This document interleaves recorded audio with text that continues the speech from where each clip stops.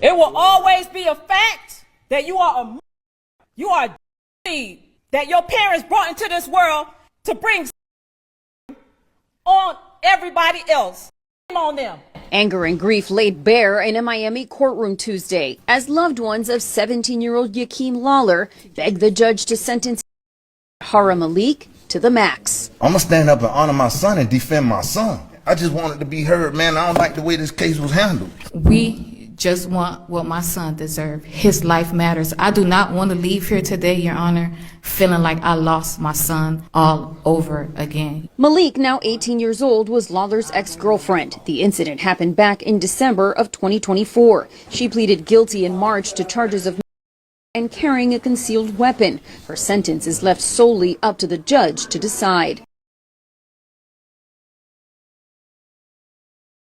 This is another breaking story we're following for you. A teenage girl's boyfriend today amid an argument, and today, nearly 2 years later, she's pleaded guilty. The deadly stabbing happened in Northwest Miami-Dade, December of 2024. Christian Colon is with us now with that major update from the courtroom. And Christian, will this teenager get any prison time for her boyfriend?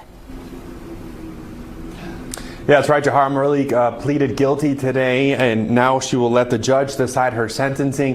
When it comes to prison time, she is facing up to 30 years behind bars. Take a look. This is Jahara Malik. She was 17 at the time that she boyfriend. She's charged with and 17-year-old Yakeem Lawler. Lawler's family has been very vocal since the beginning, holding protests outside the Miami-Dade State Attorney's Office, demanding accountability. Their calls for justice eventually led prosecutors to actually file charges against Malik more than a month after the today, nearly 2 years. The state played surveillance videos in court showing Lawler's final moments after Malik hit the chest with a pocket knife.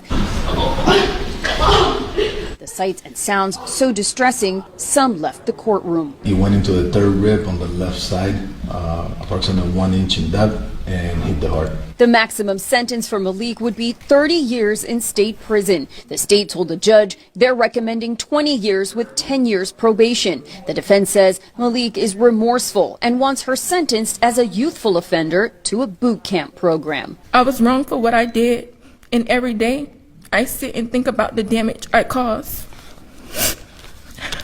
The family wants me in prison, but I'm in my own prison for the rest of my life.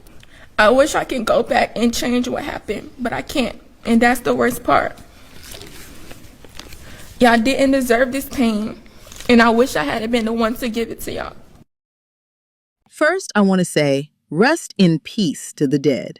In life is only those affected by the loss of a loved one that knows how deep the pain is. And pleading for forgiveness for the family to understand you makes the family feel like the pain you caused them to go deeper. Because honestly, no one actually wants to hear that other than for you to face same fate you put their loved one in. I feel them because it's much painful when you look at the person that caused you pain still looking at you when your loved one is already gone. I don't know how this generation bears so much anger that they can't control themselves when they are been hurt and walk away. Other than engaging in arguments that will end up badly, like, I don't know if she was thinking that hurting her boyfriend will actually make them resolve the problem, or what. I don't get it. Why use a sharp object on anyone when you know the effect will turn out so bad? Like, how do they learn such awful behavior from? All I am thinking of right now is how her parents will be feeling. Because honestly, it hurts when you watch the ones you gave birth to and nurtured turns out to be someone you can't defend. Because looking at it, you knew she committed the crime she was charged with. And in every case, justice is the only thing that can heal the family from this pain. It's not a crime to love, but teach them to walk away when love becomes toxic and controlling. Because definitely, the end is always disastrous. What are your thoughts on this video? Share your thoughts, comments, and subscribe to my channel. In this life, don't let nobody tell you they don't want you twice. Honestly, I feel him, because when one is placed for adoption, that mindset doesn't disappear as they grow up.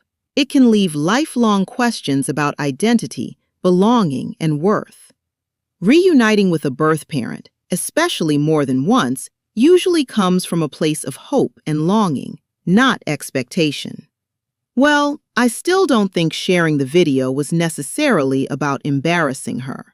His actions might have been a way of processing something deeply personal, and also to bring awareness to an experience that a lot of people don't fully understand unless they have lived it.